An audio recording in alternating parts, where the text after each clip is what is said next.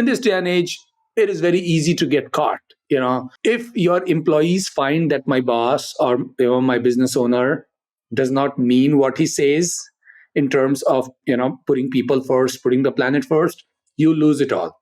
You lose the respect, you lose the business valuation, you lose it all.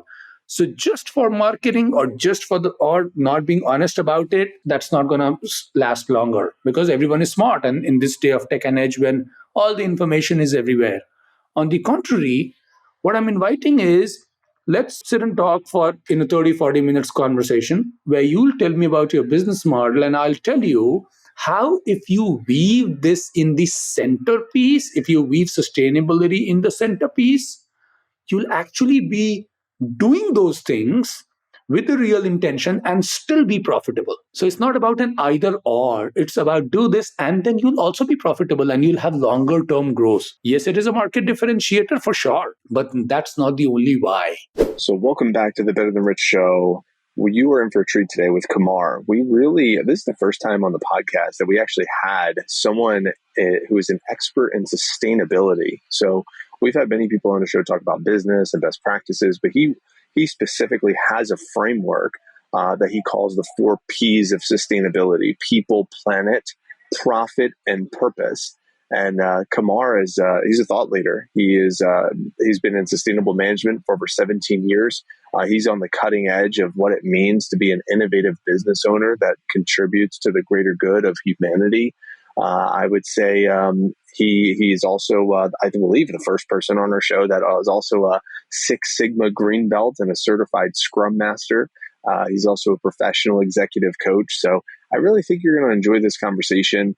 We go into the deep, the benefits of how you as a business owner can create a positive work culture while also simultaneously doing good for the world that we live in. So again, I think you're going to really enjoy this episode. So get ready for another episode of the Better Than Rich show with Kumar Vijayendra.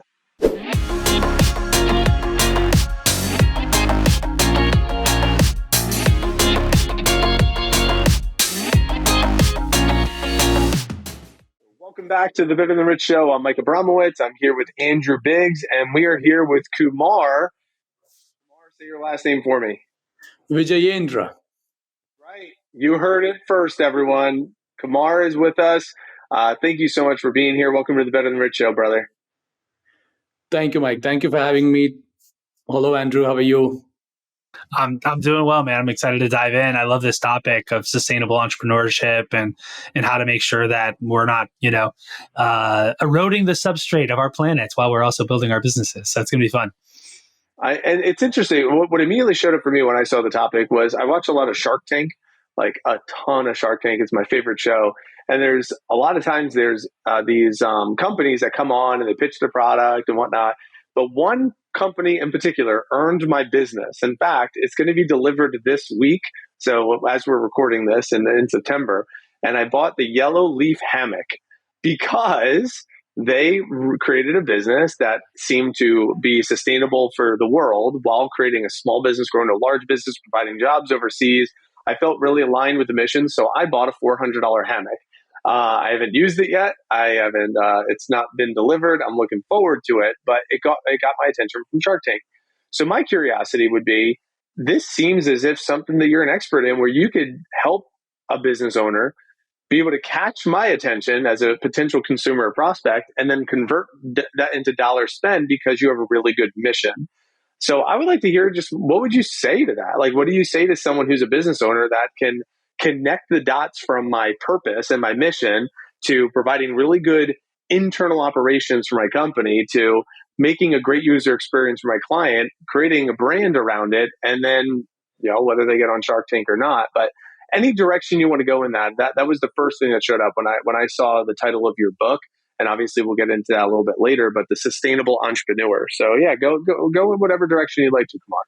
So, first of all, I want to start by what you mentioned, Mike. So, I say this, that all of us, every single human being, each of us have this intrinsic desire to impact the lives of people around us. That's the fundamental of who we are for all of us. What stops us, or where we get stopped essentially, or is whoever we consider as our own. If you just consider your family as your own, and there is nothing wrong or right with that, then you want to impact their lives. If you expand the horizons and include your customers and your listeners, as in the case of your podcast, you want to go ahead and impact their lives, and that's why you created this podcast. So the sustainable entrepreneur, in one line, it is, the message is to all the small business owners, and it is mainly for small business owners, the way this book is written, that hey, you know what, every single person has this intrinsic desire. So do you. You want to tap into that. Why do you need to do that, and how do you need to do that is something which we're going to talk about through the show.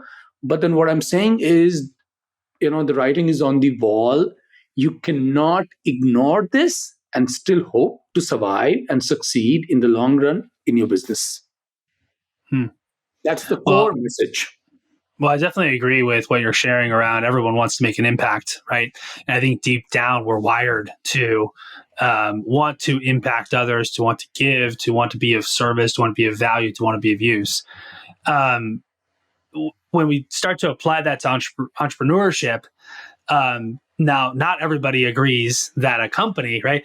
An old school approach might be, well, a company's job is to provide financial returns for its shareholders, right? Mhm. Or something like that. And of course, that is a company's job. But you seem to be adding a 21st century spin on that. And it's like, hey, that's not your only job, right? Mhm. Like there's other things that you need to keep in mind. So I guess where my mind goes is like, can you define for yourself or for the audience, what is a sustainable entrepreneur? What does that even mean? What would you say to that? So I did tons of research before writing this book. This was a topic in which I was interested in, ever since my business school days. And then we started kind of digging deep in it. All of this research, what this points out to is one inalienable and undisputable fact, that if you embrace sustainability as the core of your business strategy, you're going to be more profitable as well. As you said, a business's objective is to make sure that its shareholders are met. It is one of the objectives. But what I'm inviting people to look at, what I'm inviting business owners to look at is, hey, you know what we need is a paradigm shift. If you bring this to the center of your business, you'll also be more profitable. Let's dig a little deeper in this. I recently published an article in Forbes because a lot of my clients, a lot of people were saying, asking this exact question, like, hey, I'm a small business owner. Why should I even do that? Great question. Why you should do that? I proposed something called a 5-factor model, like sort of 5 reasons why you want to do that. You're a small business owner, I'm a small business owner. Let's look at it. Number one, your consumer base, as you said, the 21st century spin, the consumer base is changing. These days, especially with Gen Z now having a lot of the purchasing power, they want to be spending more money on products and on companies which have sustainability as their core. As Mike bought a $400 hammock because it was about sustainability. So consumer base is changing. As if you want to be a successful business owner, you can't ignore your consumer base, especially where it is heading. Your competition is altering. Now, with that consumer base, if you just, uh, I see you picking up a mug of coffee, I presume.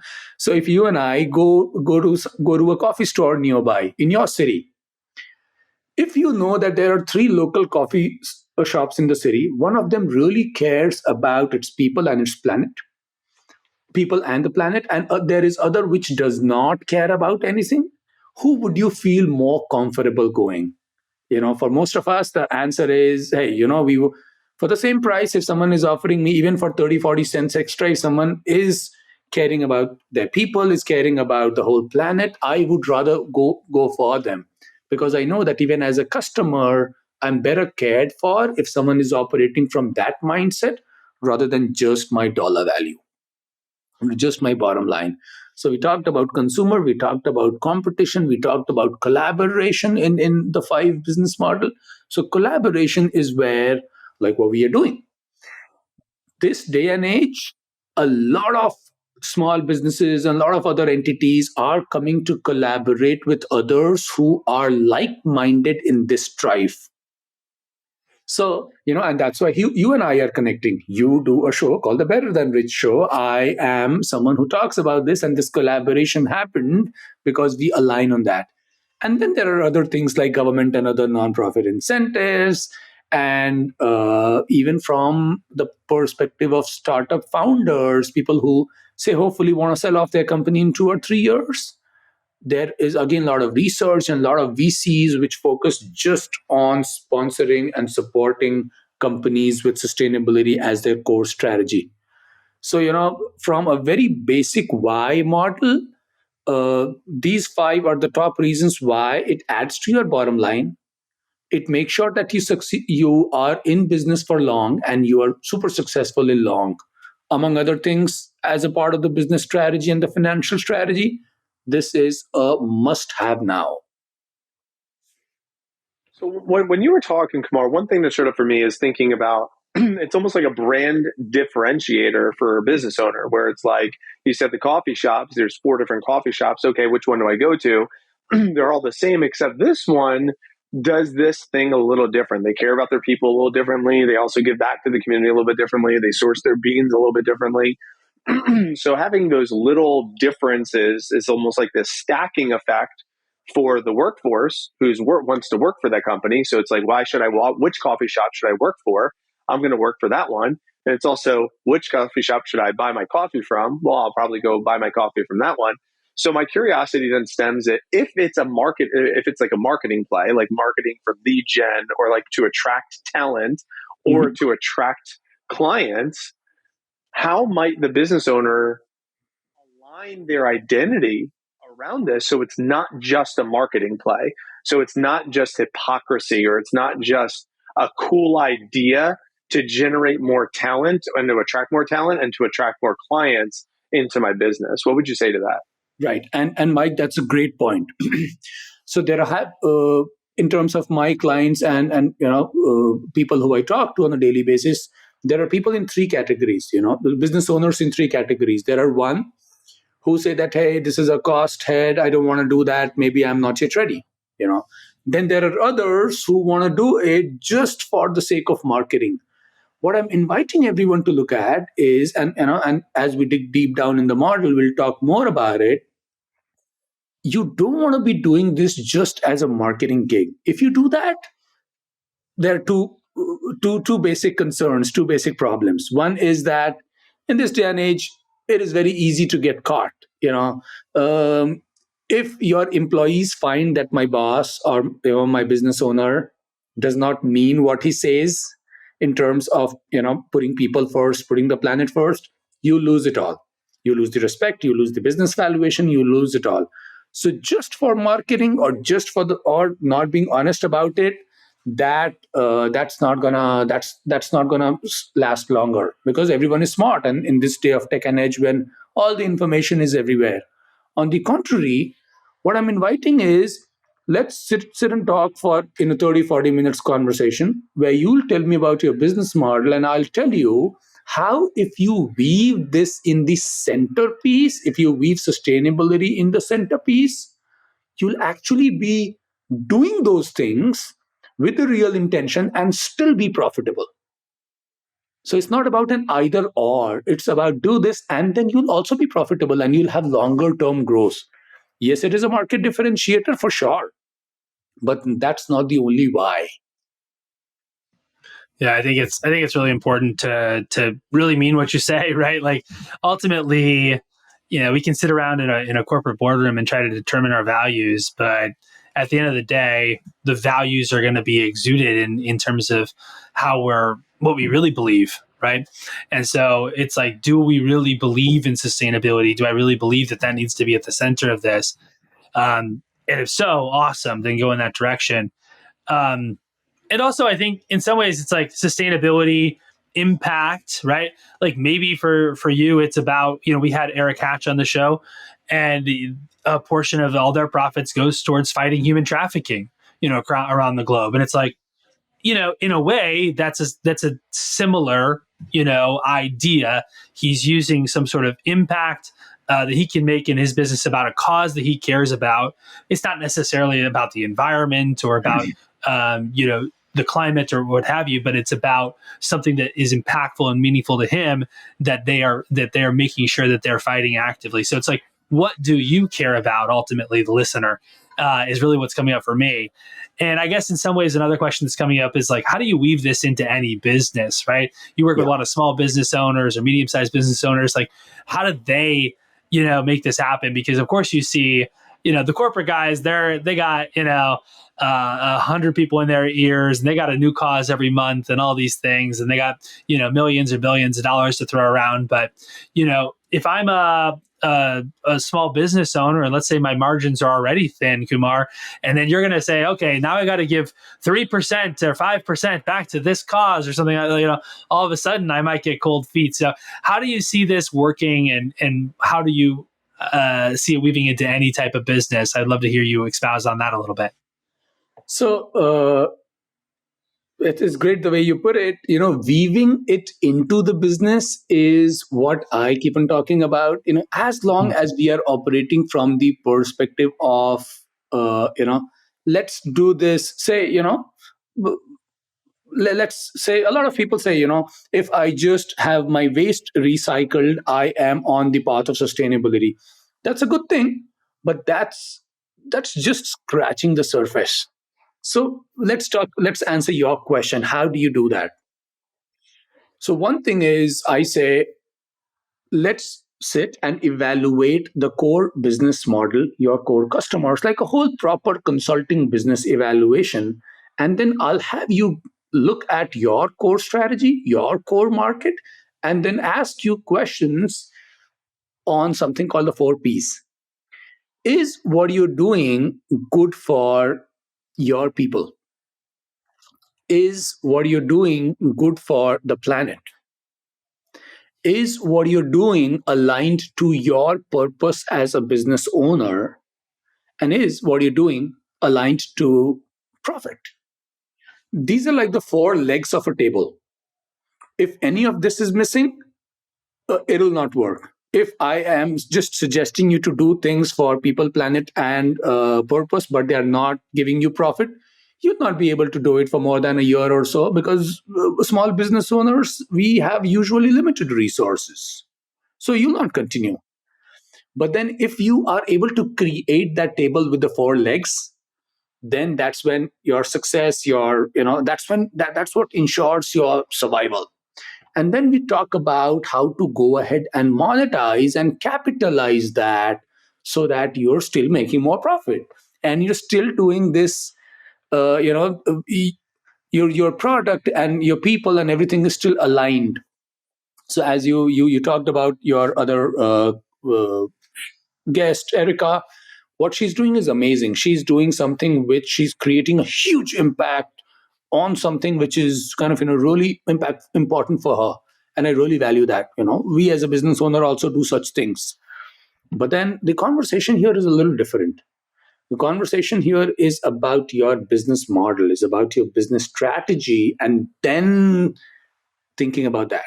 Let's take your business for example, as an example. This podcast, I don't know a lot, but what I know, just the name of it, the Better Than Rich show, the Better Than Rich podcast, it would naturally attract people who are operating in that paradigm.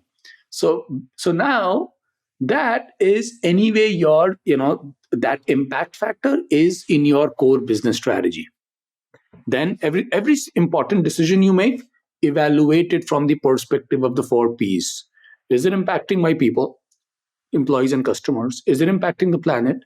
Is it impacting my profit positively?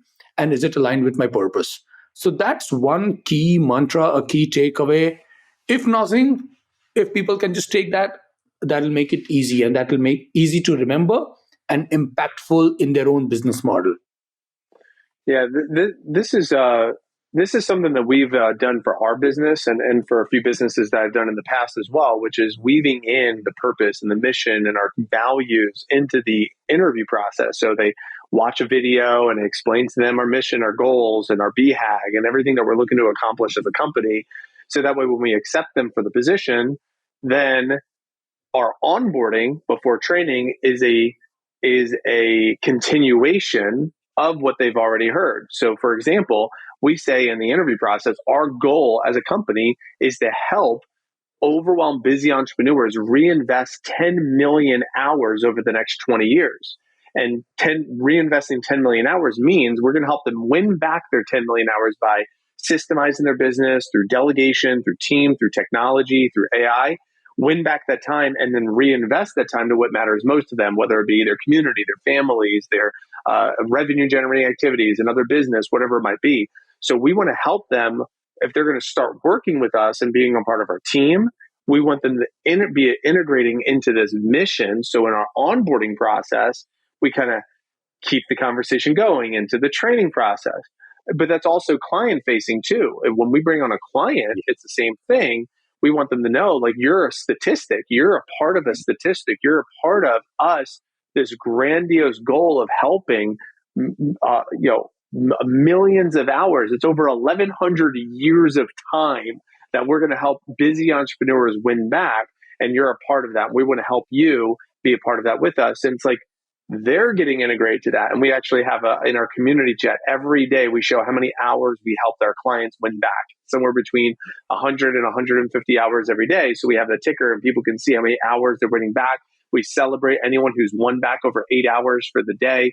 So we have done this. We align with that. My curiosity for you, Kumar, that you could speak to, because I just know what I know. I just know what we do. But I would love for you to share maybe some additional thoughts or nuggets that can go behind onboarding or integrating this concept. So you bring it into the interview or the initial brand awareness part of the interaction with your client or your talent, and then you continue it and continue weaving it in and integrating. How do you integrate them? How do you get them like to see it and breathe it and be a part of it, where it's not just, oh, that was a cool idea, it got me in the door. It's a part of the DNA. What would you say? How could a business owner specifically integrate their new talent and their new clients into the way of thinking? So, first of all, Mike, I just loved what he shared. And, that's the power of a purpose. I just loved what he shared about your own organization, the way you do it. And I heard it for the first time. And I am impressed and I'm inspired. And I want to be one of your customers, even as not just as a guest. That's the power of integrating something in your core business model. Just imagine if rather than that, and I have worked with a company, when I was working, I have worked with a company, a big company, a huge name. I'm not naming anyone here. And they had their purpose and everything written on a wall. It looked so beautiful. They had a multi-storied office, pretty big a company. But then when I used to be talking to their people, no one even cared. No one knew. No one cared.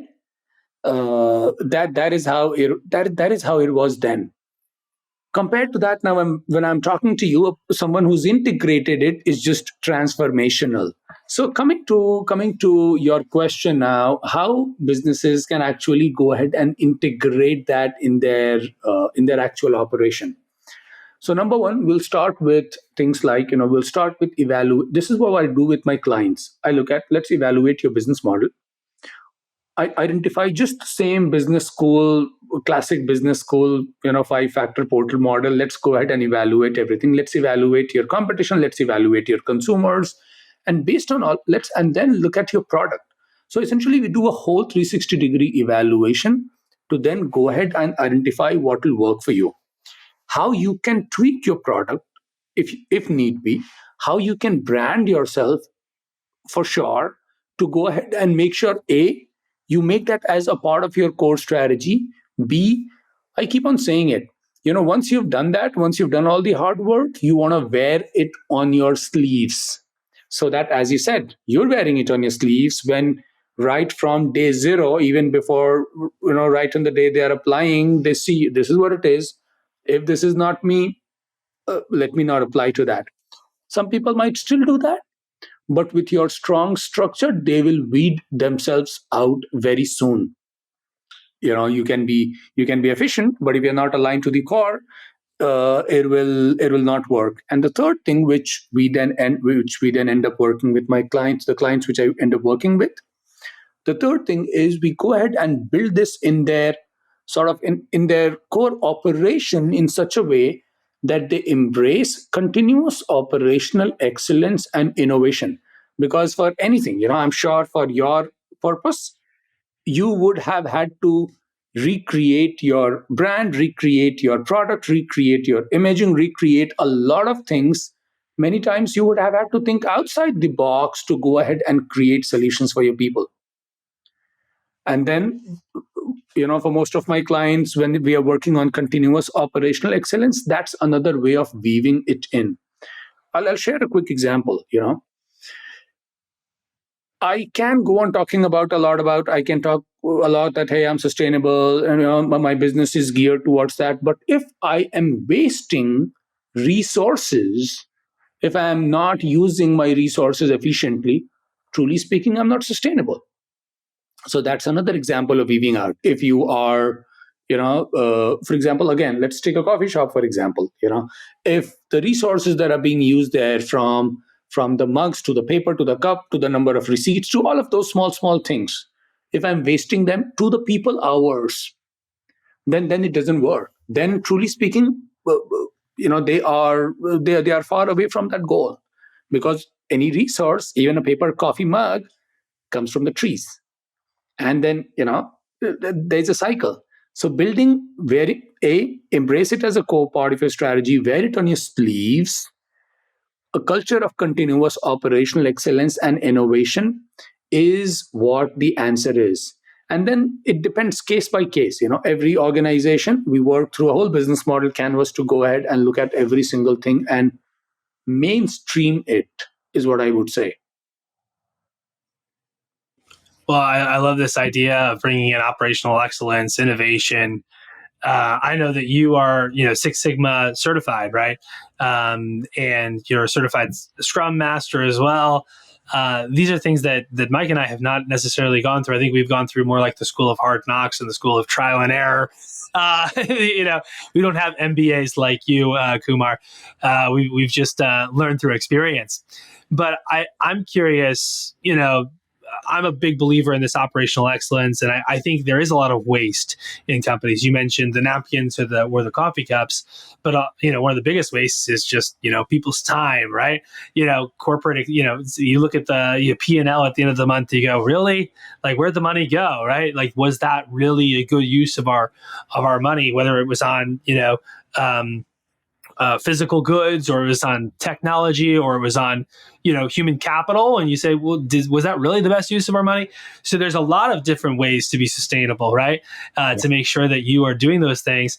And I would love to just get a couple of nuggets from you on operational excellence and how to encourage innovation, because we're big believers in making sure that process and workflows and all the if thens and all the SOPs are working together. And as a small business owner, sometimes it's hard, right? Sometimes it's hard to make sure that all those things are in line, especially for a small business owner who maybe is wearing too many hats. So, speak to that a little bit, some different things that you see, because I think a lot of small business owners don't value that enough, and they're just kind of running around like chickens with their heads cut off. So what do you think of that, Kumar? So first of all, the school of experience and learning is the biggest teacher. You can never learn anything in any school in the world which is even half of what you learned in the real life. So kudos to you. That's where I learned everything that I learned. That's where you've learned everything. That's what makes us. Coming to our conversation of continuous operational excellence, as I said, continuous operational excellence is when you mainstream sustainability in your operations. How do you do that? There was another article which I published, perhaps in All Business or CEO World somewhere, where I was talking about it. The first step is to go ahead and I proposed another acronym. I proposed something called a 4M model, easy to remember. So we'll start with measure, even for your business, even for my business, for any of us.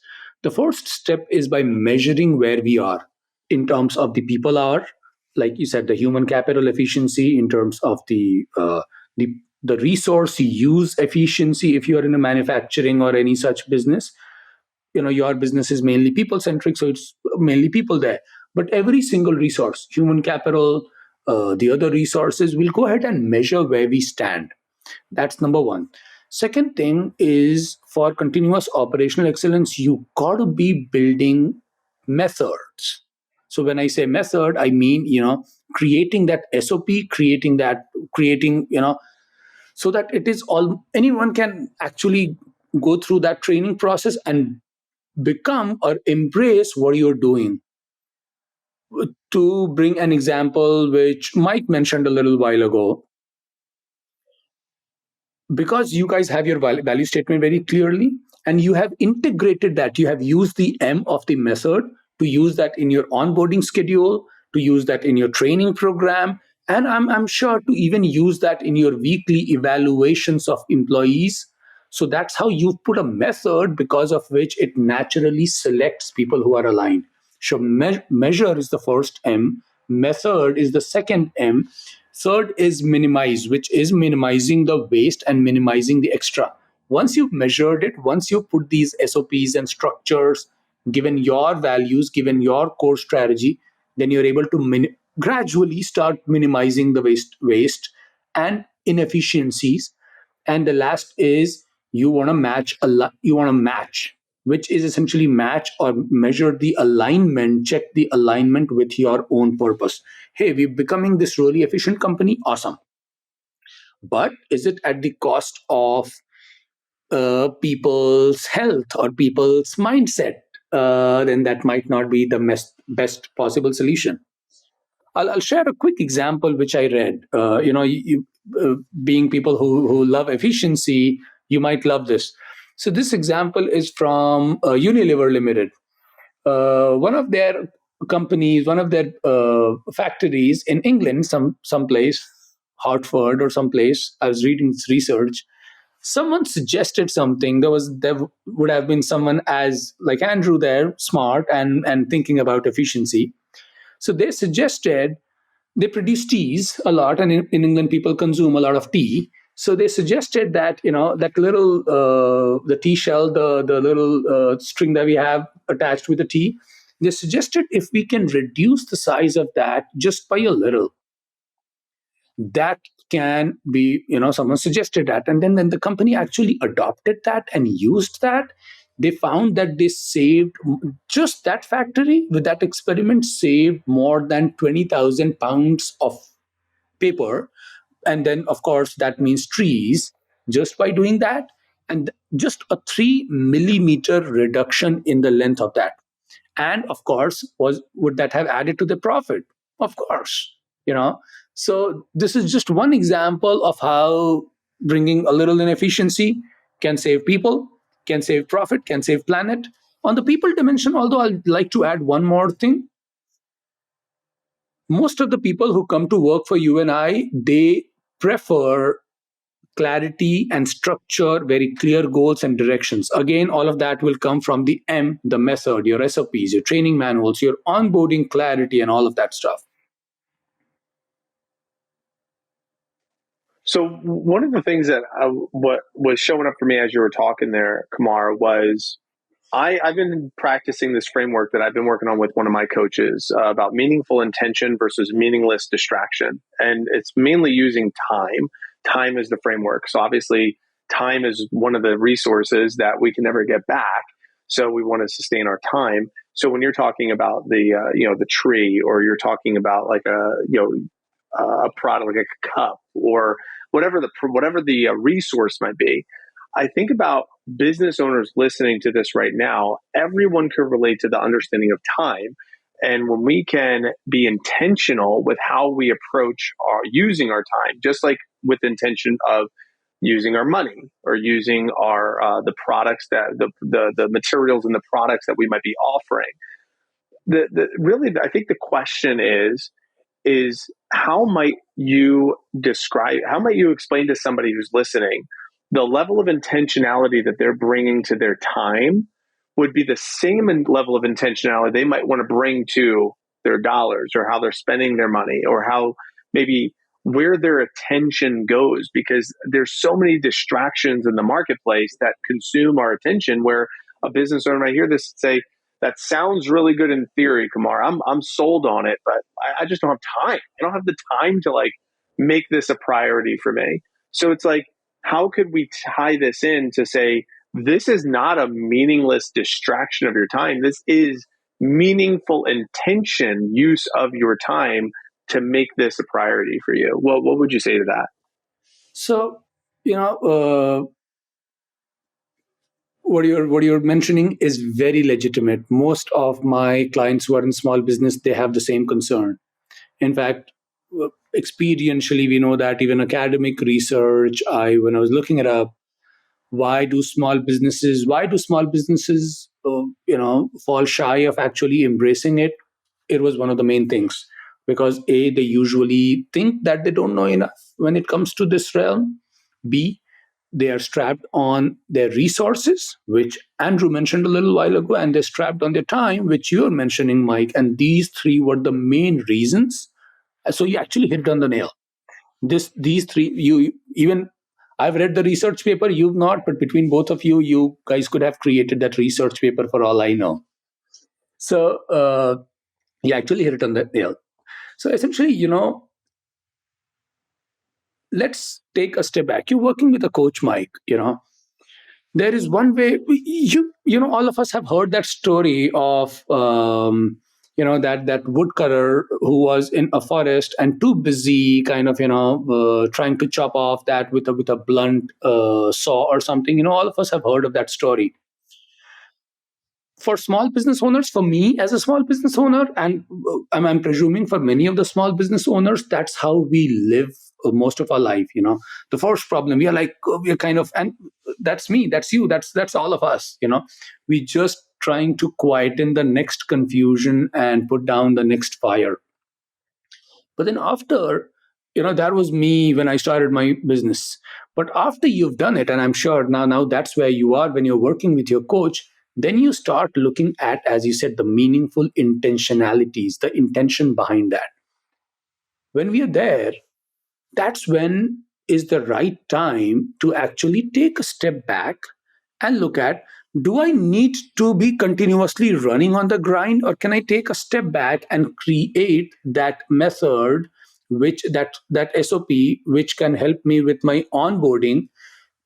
Just with the onboarding example which you gave, Mike, if someone were to do a calculation, you and your organization would have saved maybe thousands of hours in weeding out a lot of people who are not aligned, and then having a lot of your problems, communication problems, would have naturally not happened because people were aligned. So one, I'm not a huge fan of, whenever there's a lot of literature when it comes to time, like be more efficient. Yes, that's important, but it's time for us to wait for a second and go ahead and sharpen our saw. When we are sharpening our saw, that means you get to the drawing table again, you define who you are, and your product, your people, like every single thing, your all the basic business model elements, and then you go ahead and recreate it. As they say, if you're running really fast, if you're climbing a ladder really fast, and if that ladder is against the wrong wall, guess where you're going faster? This whole culture of hustle is really important, is really kind of, I would say, though, is a little overrated. All of us are doing that, but it's still a little overrated, because we need to stop for a second and actually look at where our ladders are leaning. Do you want to be doing that only for the next 2 years, or do you want to be doing that for the next 20, 50, or as long as you want? So again, coming back, if you're consumers, if you, in your short termism, if you do things which your consumers think that, you know what, I don't trust this brand anymore, we can work as hard as we want to, and then it'll not go anywhere.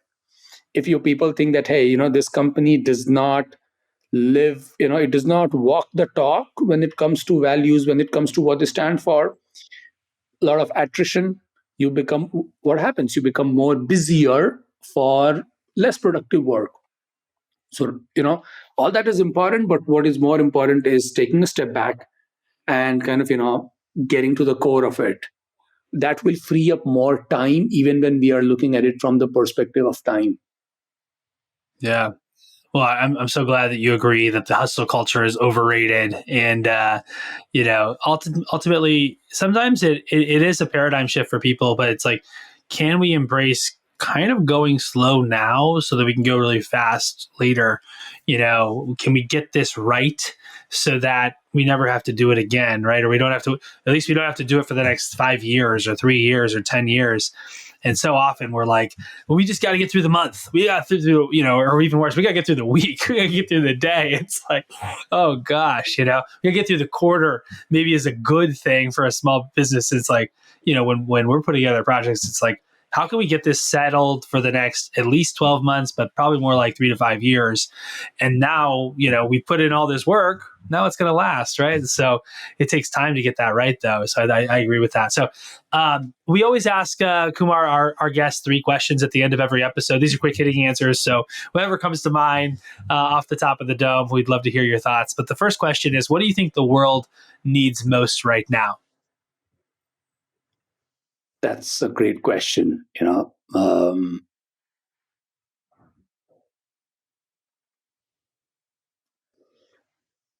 is this Indian word called Vasudhaiv Kutumbakam, which essentially translates into universal brotherhood, or brotherhood, sisterhood, universal sort of the whole world being brothers and sisters. One thing which I want to say is, let's go ahead and expand the horizon of who we consider as our own, not just our family, to the cities that we serve, to the people that we serve, and the whole world. This conversation, this paradigm shift will do away with this short termism, will do away with a lot of things that we struggle with on a day to day basis. So I would say universal brotherhood, or, in Sanskrit, as they say, Vasudhaiv Kutumbakam, that paradigm shift, I believe, would be number one for me. That's a beautiful response. Thank you, Kumar. We also like to ask, what 1 to 3 books would you recommend our listeners check out? Oh my God, you guys are asking really difficult questions at the end, but okay.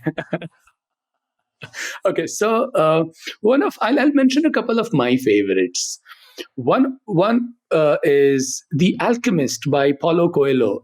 This is like a forever. I've read it like 5 times, 6 times, and then I go back at it again and I love it again. So that's one.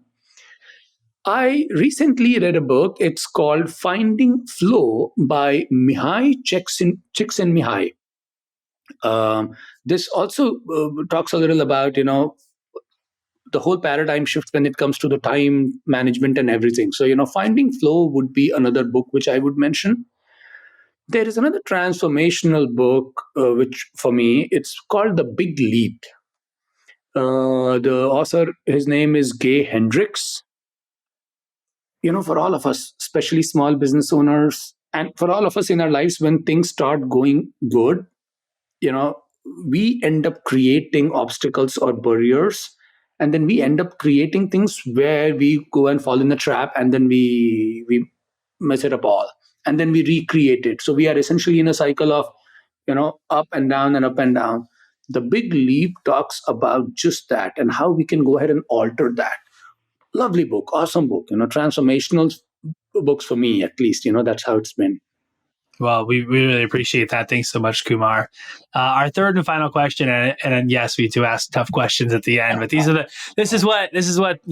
the true window into Kumar's heart here, and I really have loved your answers so far. So I am curious to hear your last answer here, which is, what does it mean to you to be better than rich?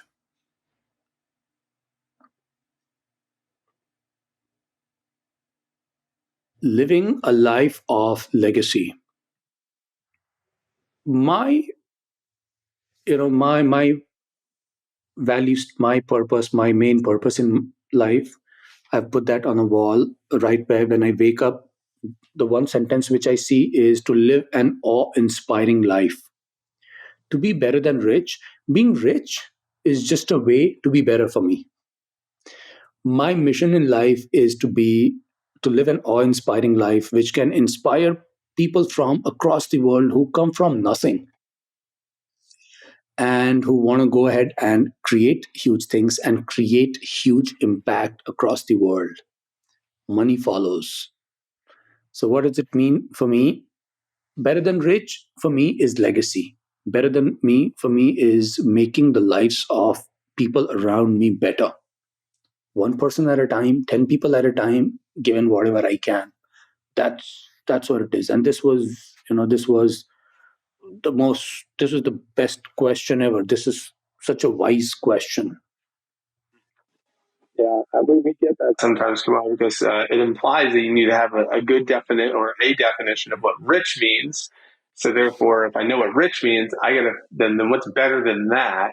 It is. We've got some good feedback on it, and I have to give kudos to Andrew for thinking of the title of the show and also of our brand, Better Than Rich. So Kumar, this was a very stimulating conversation. I'm sure our listeners are going to want to stay in touch with you and learn a little bit more about your projects and what you're up to and the Sustainable Entrepreneur, your book.